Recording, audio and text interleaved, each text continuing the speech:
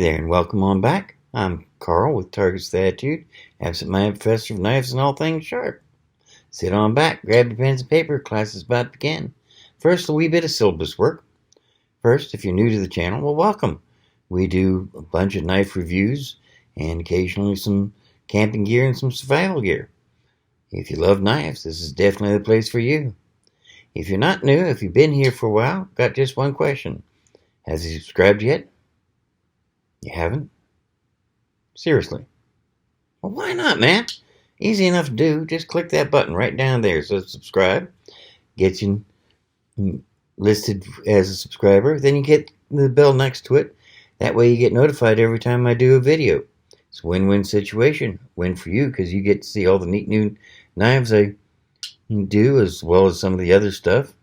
Win for me because, let's be honest, the more subscribers I have, the easier it is to get these neat new knives. Plus, Blade Show's coming up. If I get enough subscribers, I might actually be able to interview some of the custom knife makers and some of the big manufacturers there and bring it to you live. I'd love to be able to do that. So let's help each other out. But in the meantime, let's see what we've got for class today. Today, we're taking a look at another new one from Civivi. This one is the Vexxer. Again, a rather large knife. 9.03 inches overall, blade of 3.96 inches, closed length of 5.07 inches, nicely textured G10 handles. They call it coarse G10. I call it more of a basket weave. But semantics, yeah. It's got a lanyard hole. Nice stainless pocket clip that can be switched to left-hand carry if you want. Can't switch it to tip down carry. Stuck with tip up, but that's not too bad a deal. It's got a nice extended tang that's been skeletonized with some nice jimping. It's not just the opening. You wouldn't know it from the way it flips out. It's also got that neat thumb hole that Civivi's come up with. Almost looks like a dragon eye or serpent's eye. And it handles nice if you want to smooth open like that. Or you can flick it using that. Which means this thing has a really high fidget factor for you. Which is nice. I had someone try to tell me that the skeletonized tang is a lanyard hole, but that makes no sense because if you put a lanyard through there, use a scrap piece of paracord as an example. Yeah, you put a lanyard through there and whoops, your blade won't open. So, come on people, a little common sense there. The blade itself is D2 tool steel. It is a flat grind, almost a saber grind because it stops just short of where the spine would be. Nice little choil. Still a little narrow for my taste. You can choke up on it if you need to. Personally, I'd rather choke up like this if I need to do fine work, but that's up to you. If you want to risk your finger sliding on the blade, you can do that. The extended tang makes almost like a perfect guard there, which is sweet. And it's big enough that it fills my hand completely. Unless I'm doing delicate work and I'm holding the knife like this, that gives me a beautiful grip. This particular one is black. It also comes in a couple other colors, including, if I remember correctly, let me double check, just make sure. I know gray is one of the colors. And yes, excuse me, not gray, a tan and an olive green. And I understand they're going to be offering it in Damascus soon, which Damascus blade on this one is going to be a really sharp looking knife. The bearings are caged steel, stainless steel ball bearings, which helps explain why it's so smooth. The liners are skeletonized. A little hard to see, I know, but if you look in there they are skeletonized. The Linerlock, for once, it doesn't cover a third. It only covers about a quarter, but there's no give in there at all. So, with that extended tang extending like it does, if it did fail for some reason, that extended tang would push your fingers back and probably out of the way and keep the blade from closing on you too badly. So, I don't think that's a big a problem. But let's see how it does through our standard battery test, shall we? As always, this is straight out of the box. No touch-up, no nothing. Start with a piece of paper.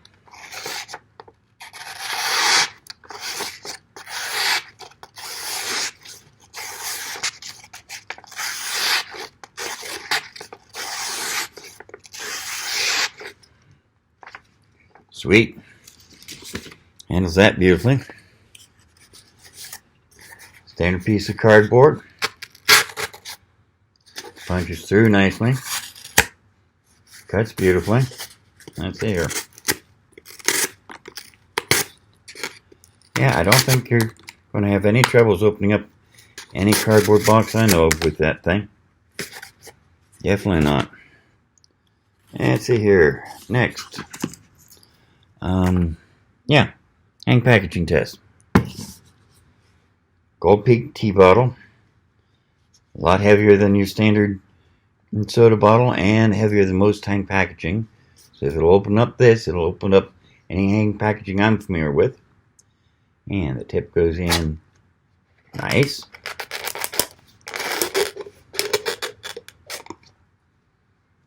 Yep. Don't think you're going to have any problems that way, that's for sure. Let's see here. Paracord.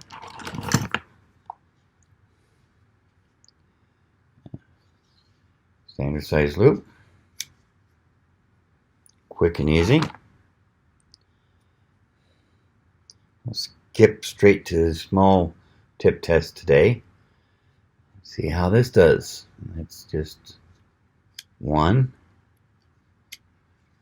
Wow, that didn't work too well. Let's try that again.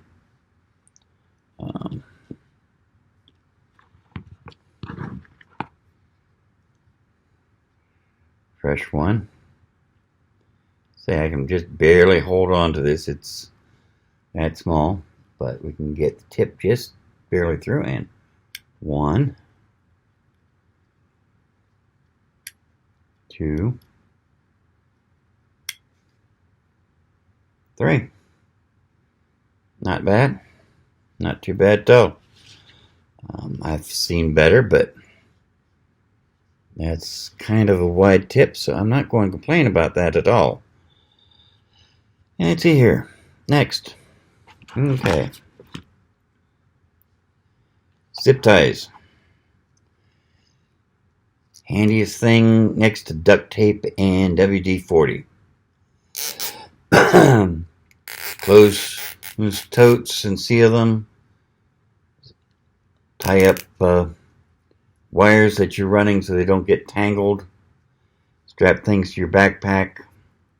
Secure guns and knives at gun shows so you can't fire them or get in trouble with them. But a pain to cut. Let's see how this does. And right through. That's sweet. And let's see if we want to, say we've tied something off and we want to cut the excess off. 1, 2. That'll do nicely indeed. so far, it's living up to everything that I've come to expect from Civivi. So, heavy gauge cowhide. Let's see how we do here. And that's just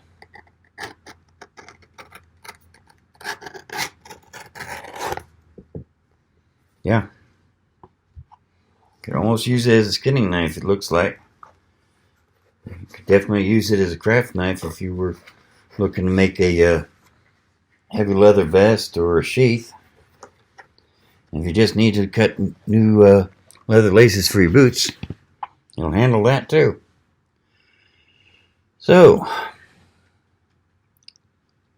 next thing, standard piece of wood from my shop. Let's see how it does with that. And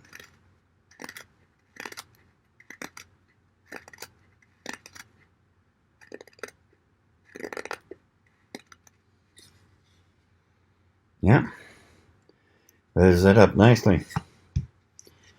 So, people keep asking me to do the taunt thing. I'll say it again, just like I always do every time. Not recommended with a pocket knife. That pivot point will cause a failure sooner or later if you do this on a regular basis. But as a one-time test, let's see how it goes.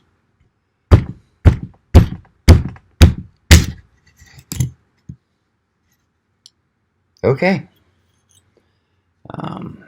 Quite nice. That is rather impressive, actually. And I don't really see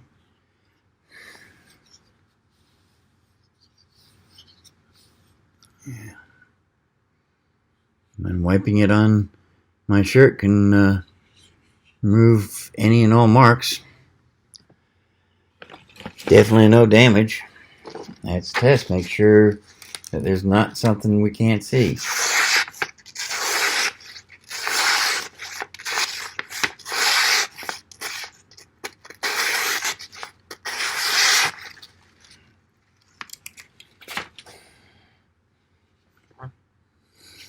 No damage whatsoever. So there you have it. The Vexxer from Civivi. Once again, beautiful feel, beautiful, elegant look. Definitely a distinctive look. Sweet pivots. Those bearings are just sweet as can be. Definitely a consideration for your EDC purposes. And the price isn't bad either. I mean, let's double check here. Okay, come on. Come on, computer. And my computer's being finicky on me again. Sorry about that. We'll have it just a second. Yes, I do mean to do that, computer. That's why I told you to do it. Oh, don't give me that. Let's ask for a password. There we go. Okay. Recommended price is only $69.95. For once, this is surprising. Most Civivis have a minimum advertised price, but I don't see one listed for this one. So, yeah, you might be able to get this thing for as little as $50, maybe even $48. I doubt it, but you might. If it's below $45, though, someone's feeding you a line, because if it's below $45, it's below what I have to pay for it. But, in the meantime, I hope you enjoyed. Hope you found something new and useful. And remember, it may be ability that decides what you can do. It may be motivation that decides what you will do. It's attitude that decides how well you do it. So if you're going to do something, do it with attitude. See you next week now. Bye.